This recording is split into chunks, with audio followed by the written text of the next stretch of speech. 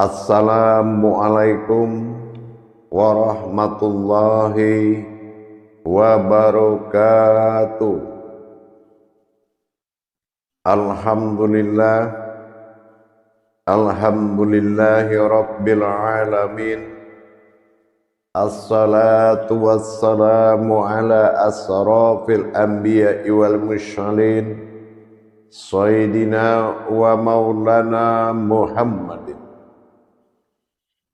Ashhadu an la ilaha illallah wa ashhadu anna Muhammadar Rasulullah. Allahumma salli ala sayyidina Muhammadun musabihil wal ikram, ya wal jalila wal ikram. Allahumma salli wa sallim wa barik wa karim azanul nabil karim, ihdinil ladzi min jalalika wa innal ladzi min jamalika wa innahu min kitabika. Wa tahirin wal mujahidina amma ba'du, ibadullah wa itaqullah. Bersyukur kita kehadirat Allah dengan mengucapkan alhamdulillahirabbil alamin atas segala limpahan karunia, rahmah dan hidayahnya, sehingga kita dapat menjalankan belajar menuntut ilmu, bertolabul ilmi demi meningkatkan iman dan takwa kita kepada Allah Subhanahu wa ta'ala. Bersalam kita, bersalawat kita, marilah sama-sama kita sampaikan kepada junjungan kita Nabi Allah, Nabiul Akhirul Zaman, Rasulullah Muhammad sallallahu alaihi wasallam. Atasnya kalimahnya kita kalamkan dengan membacakan Allahumma sholli ala sayyidina Muhammad wa ala alihi sayyidina Muhammad. Alhamdulillah, bertemu lagi dengan saya, Guru Mursyid Syekh Nur Muhammad Buya Irwan Maulana Al-Khalidi, Pasaman, Sumatera Barat. Tentunya dalam makom majelis zikir Ma'rifatullah, dalam naungan Yayasan Islam Hidayatul Mubarakah Indonesia. Tentu lagi yang tak pernah kita lupakan, syiar wadah yang paling kita cintai, YouTube Buya Pasaman Timur, yang insya Allah selalu berbagi wawasan dan ilmu pengetahuan. Insya Allah mudah-mudahan bermanfaat. Para hadirin dan hadirat, kaum muslimin dan muslimat, jamaah rahimakumullah. Kalau kita berbicara tentang berzikir kepadaku, ini mengandung makna hakiki. Apa hakikinya zikir itu yang sebenarnya?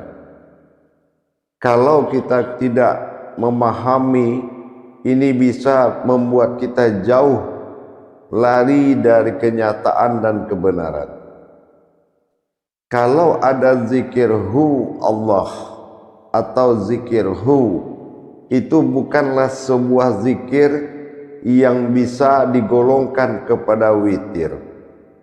Karena itu menyangkut kepada ketunggalan, menyangkut kepada keesaan, bukan lagi keakbarannya, tetapi sudah menyangkut kepada keesaan dan ketunggalan. Zikir sering digelar dengan kata zikir napas. Kalau dikatakan zikir napas, bukanlah napas yang berzikir, bukan berzikir kepada napas, tetapi sesuatu yang dilakukan oleh napas yang harus di dalam pensaksian. Hakiki dari zikir adalah pensaksian yang itu mengalami, Zikir hu yang sebenar dari hakikinya adalah mengalami daripada tajalli zikir itu tadi. Zikir adalah sesuatu wadah yang disebut dengan ibadah zikrullah, artinya adalah di makom pensaksian.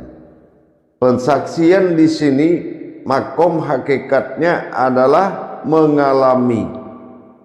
Zikir hu adalah sebuah kodrat tajalli sir yang sangat tinggi di dalam ketunggalan Tuhan.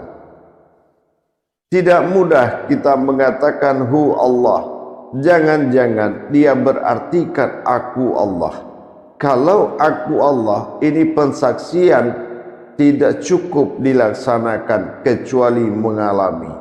Bagaimana kita bisa mengalami kata aku pada kata hu dalam zikir? Mengalami kata hu dalam zikir adalah mengalami tajalli hu atau dikatakan dengan sir gemanya. Hu bukanlah kata-kata yang bisa dibayangkan atau kata-kata yang bisa diingat. Tetapi hu adalah suatu perjalanan aliran batin murni yang mana harus dialami oleh seseorang. Seseorang mengalami, aku mengalami pada jiwaku. Ini artinya apa?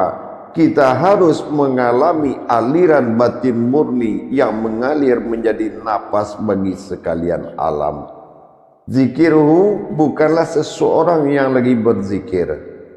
Ingat, zikirhu bukan seseorang yang lagi berzikir, tetapi zikirhu adalah seseorang sudah tenggelam di dalam hu tersebut. Tenggelam di dalam hu, kita harus tahu apa itu hu yang sebenarnya. Hu itu bukan sebuah kata. Nah, dalam kajian kita terdahulu, kata bukan hu. Hu bukan sebuah kata atau yang berkata-kata. Hu adalah sebuah aliran batin murni yang mana menjadi kodrat bagi aku dan dia. Aku dan dia di dalam alam hu. Alam hu adalah alam batin murni. Batin murni inilah yang ditajalikan oleh batin sejati yang disebut dengan naik dan turunnya sebuah kodrat napas. Napas itu sebetulnya tidak ada yang naik, tidak ada yang turun. Kalau ada yang naik, yang di bawah akan mati. Kalau ada yang turun, yang di atas akan mati. Artinya ditinggalkan oleh napas turun dan naik. Napas arti hakikat dalam ilmu bukan sama artinya dalam hakikat dalam sebuah riwayat akidah atau iman. Penggelaran nama napas dilihat dari iman adalah menggantungkan hidup dan mati. Itu bagi yang diberikan napas. Diberikan napas dia adalah sesuatu yang hidup dan akan mati. Tetapi aliran napas dari jiwaku sendiri bukanlah menentukan napas itu sebuah yang menentukan hidup dan mati, tapi napas itu adalah aliran batin abadi yang dialirkan dari gemahu. Jadi zikirhu adalah zikir aliran batin murni yang mengalir ke dalam batin abadi disebut napas, dalam antaran batin sejati yaitu naik dan turunnya kodrat batin sejati, yang mana di situ terjadi komunikasi jiwa antara aku dan dia. Aku dan dia ini dalam suatu kalam disebut jiwa dan raga. Melihat jiwa berwujud raga dan raga itu adalah nyatanya jiwa. Inilah kodrat yang dikatakan hu. Hu ini adalah batin murni yang mengalir di dalam batin abadi, yang diantarkan oleh batin sejati dalam gemahu detak jantung yang berulang. Ini yang dikatakan gema. Ini yang akan mengalir ke seluruh alam. Maka alam itu akan hayat. Hayat itu akan hidup. Ini zikir, bukan sesuatu yang diingat. Zikirhu bukanlah zikir yang diingat, tapi hakikinya dari zikir. Hu bukan sebuah gelaran zikir, tetapi hakiki.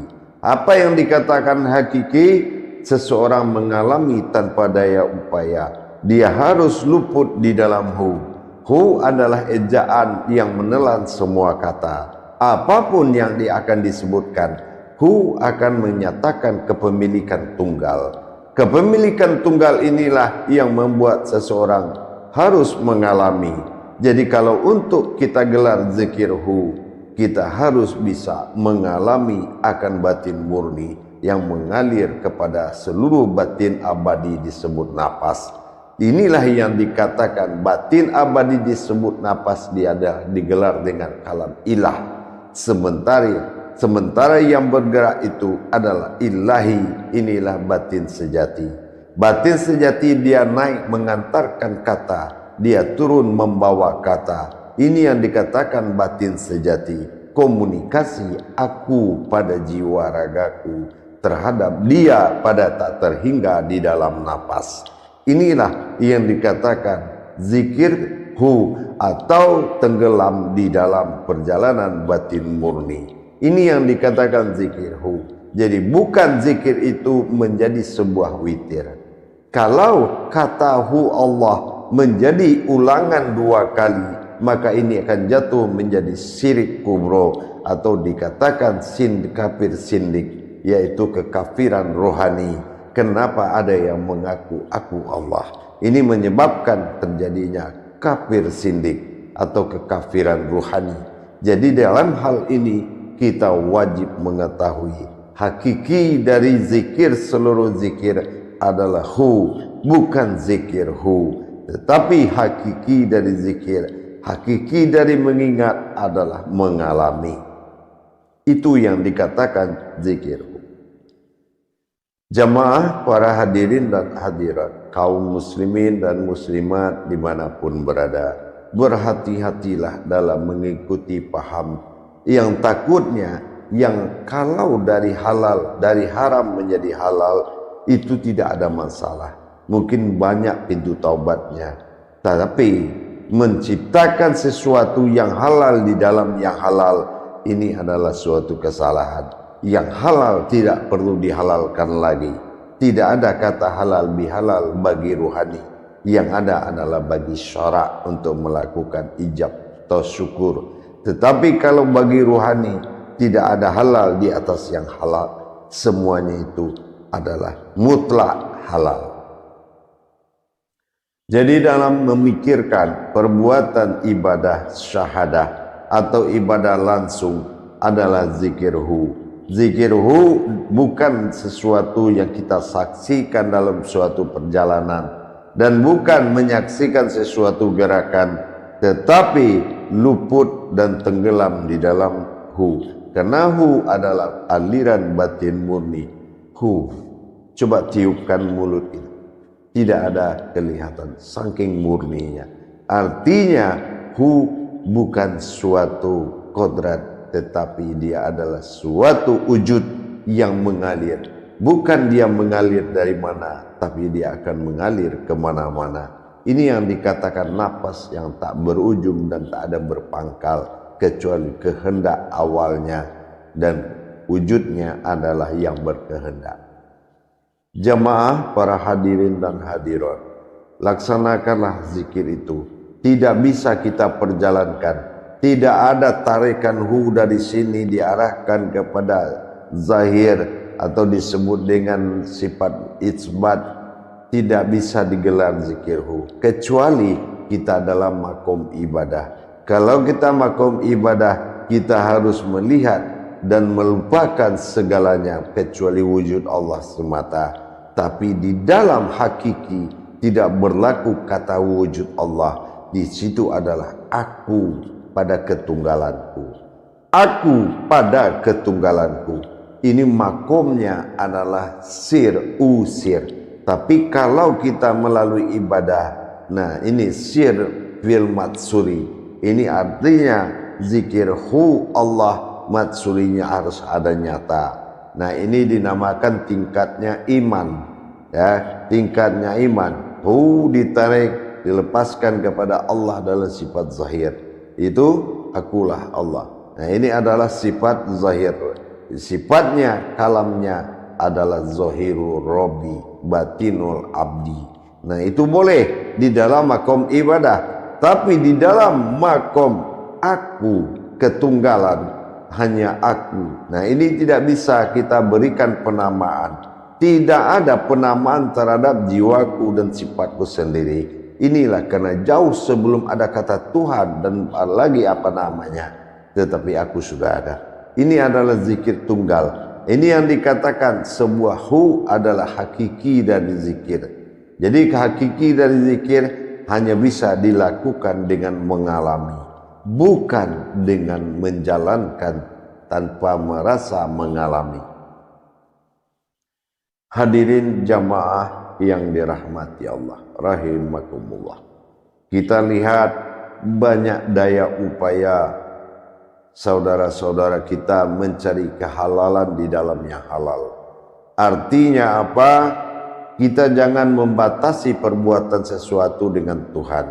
Karena ada perbuatan dengan Tuhan ini hanya satu, yaitu tak terhingga.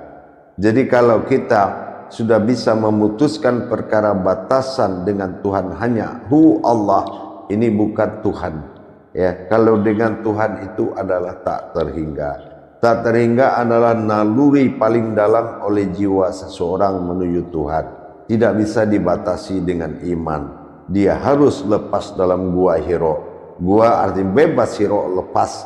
Artinya seseorang hidayatul fikri wa hidayatul iradah. Seseorang yang telah bebas dari tekanan pikiran atau rasukan pikiran dan bebas dari semau hatinya, maka dia sudah bisa menjalankan. Artinya dia sudah bisa luput di dalam hajat ilmu tersebut. Bukan menjalankan ilmu, tapi luput menjadi ilmu. Ini yang dikatakan ketunggalan. Jadi kita harus tahu para hadirin dan hadirat, batasan-batasan hakikat hakiki ini juga harus kita pahami. Kalau kita bicara pada makom tunggal, tidak ada penamaan terhadap hal itu. Dan tidak ada ajaran terhadap hal itu. Kecuali seseorang telah menerima kedatangan utusan Allah yang mana membuka hijab dirinya. Sehingga dia mengalami terhadap apa yang dialami oleh Allah. Begitu juga sebaiknya. Allah juga aku mengalami pada dirinya. Ini yang dikatakan hablum minallah. Ini yang dikatakan jarak dekat tak terhingga, jauh tak berjarak. Inilah yang dikatakan dengan Tuhan. Kalau kita betul-betul melakukan untuk bertuhan yang sebenarnya, maka jadilah kita jiwa daripada Tuhan. Apa yang dikatakan watak daripada Allah adalah jiwa dan raga. Bagaimana kita tahu ada jiwa, tapi lihatlah pada raga. Bagaimana kita tahu ada raga untuk melihat wujudnya jiwa. Inilah yang dikatakan ketunggalan. Jadi zikir hakikihu itu bukan menyaksikan, bukan memandang, tetapi mengalami. Mudah-mudahan kalau kita bisa mengikuti getaran dan gemahu yang membuat jantung itu berulang, kita akan mengikuti bagaimana seseorang manusia itu menjadi asharnya dari sekalian alam, menjadi jalan. Kalau kita sudah menjadi jalan, inilah yang dikatakan ihdinas sirat. Kalau ihdinas siratal mustaqim itu adalah manusia itu sendiri yang menjadi jalan tersirat, dinas sirat. Jadi bagaimana yang dikatakan dinas sirat? Kita harus tahu mana yang tak terhingga menuju yang terhingga. Mana yang tak terhingga kita sebut dengan dia, yang terhingga kita sebut dengan aku. Tapi manusia adalah kodrat yang wujudnya adalah wujudnya semata. Apa wujudnya semata? Terlihat aku pada syariat, terasa aku pada hakikat, bergerak aku pada tarekat, berupa-rupa aku pada ma'rifat. Ini yang dikatakan wujudnya semata. Jadi kalau kita ingin melihat kajian, lihat dulu makomnya. Apa makomnya? Tauhidnya sudah siriyah. Apa tauhidun? Apa tauhidin? Tauhudun. Jadi tauhid wujudi adalah tauhid yang ada di dalam tauhid. Tingkatan ini hanya dilakukan oleh para wali. Jadi pemahaman kepada tingkat wujudi atau tingkat wujudku semata adalah pemahaman para wali. Menjadi jiwa yang kosong adalah untuk ditempati dan jiwa sunyi untuk diperjalankan. Apa yang dikatakan jiwa kosong? Jiwa kosong adalah sesuatu yang dilihat, tidak ada lagi selain dari dia. Apa yang dikatakan jiwa sunyi adalah jiwa yang tidak terpengaruh terhadap apa yang dilihat, yang didengar dan dirasakan. Putus terhadap pengaruh. Yaitu jiwa kosong, jiwa sunyi adalah tempatku perjalankan. Inilah adanya kata ma'rifat. Ma'rifat itu bukan sebuah pandangan, tetapi kodrat memandang dan dipandang. Inilah yang dikatakan wujud ma'rifat. Zikir bukan hilang dan tersembunyi, adalah zikir itu terlihat sesuatu yang terlihat. Itulah kodrat, itulah zikir. Apapun yang kita lihat, wujudnya tidak lepas dari wujud manusia. Itu yang dikatakan zikir. Kalau kita berbicara tentang aku ketunggalan, apabila kita melaksanakan, apabila kamu mengingat, bukan kamu sedang mengingat, tapi kamu yang menjadi ingatan itu sendiri.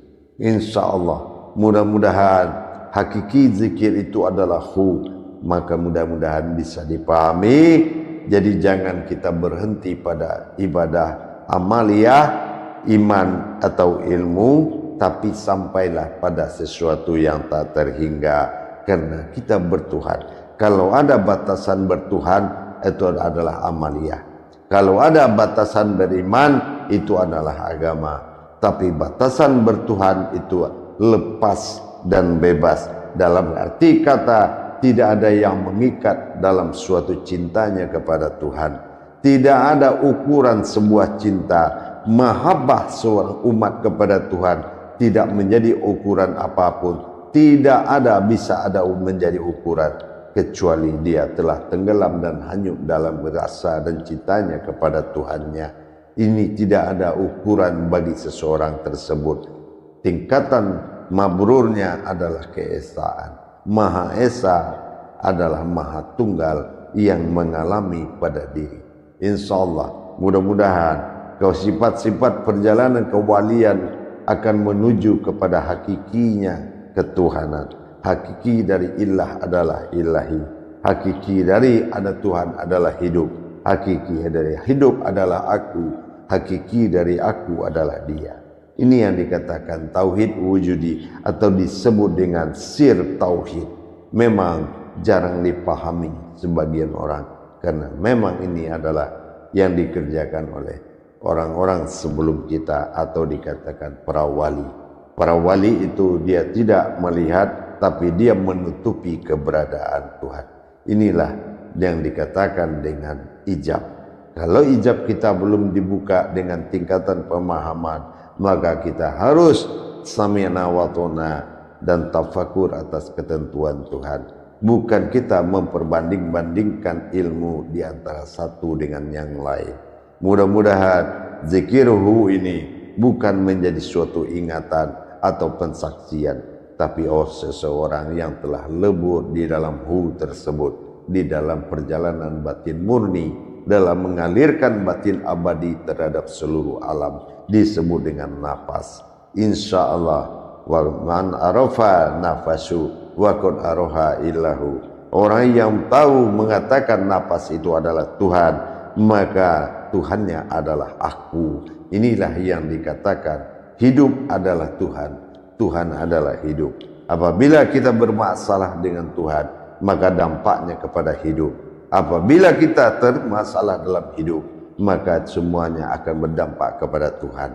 Insya Allah, mudah-mudahan dengan tingkatan pemahaman iman, semakin dapat kita derajat kepada Allah. Semakin kita berderajat, semakin terbuka hajat kita. Insya Allah, mudah-mudahan di dilema ini menjadi suatu nikmat. Janganlah sesuatu nikmat yang menjadi dilema. Insya Allah, mudah-mudahan mabrur. Akhirul kalam wa billahi taufiq wal hidayah. Assalamualaikum warahmatullahi wabarakatuh.